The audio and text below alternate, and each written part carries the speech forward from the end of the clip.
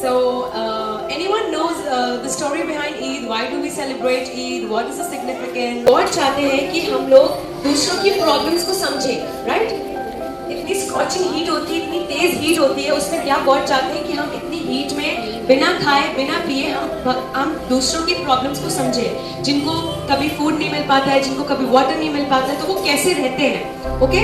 तो इस 1 मंथ में हम पूरा डेडिकेशन देते हैं for the poor people, so that उनकी हम जितनी हेल्प कर पाए, the maximum we can help the poor people we do in this month, and we try to create an empathetic outlook, okay? हमें एक एम्पैथेटिक बिहेवियर हमारे अंदर आना चाहिए कि हम दूसरों की प्रॉब्लम्स को समझें। एम्पैथेटिक मीन्स होता है हम दूसरों की प्रॉब्लम्स को अपने ऊपर रख के समझें।